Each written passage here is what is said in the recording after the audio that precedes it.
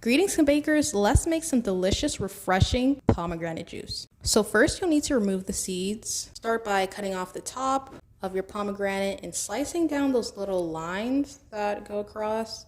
Those will ensure that you don't destroy any seeds while you're in the process. This is how it looks. Now get a bowl and a spoon if you desire and try to tap out the seeds, but I found that the best way was to use your fingers in order to remove the seeds.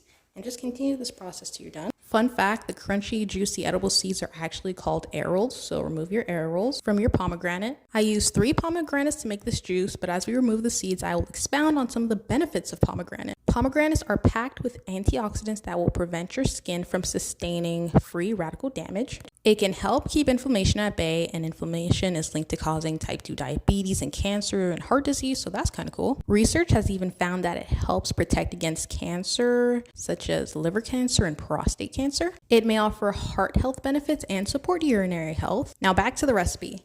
Add your pomegranates to a blender along with 4 cups of water, half a cup of agave or any sweetener of your choice.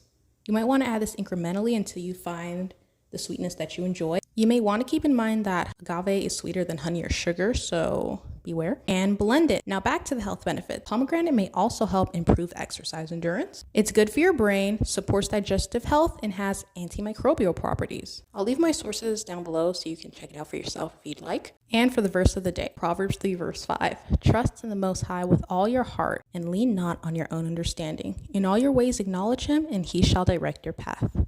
Once you're done blending, strain out your juice into a pitcher. If you want, you can even add a cheesecloth in addition as an extra barrier of protection, which I would recommend because some of the pomegranate might fall through. But just continue that process until you've strained all your juice and removed all the seeds. And be sure to taste your juice to make sure it tastes the way you'd like. And that's the tutorial. Thanks for watching. This juice is amazing, really healthy, really awesome. Thanks for watching. Hope you enjoyed it.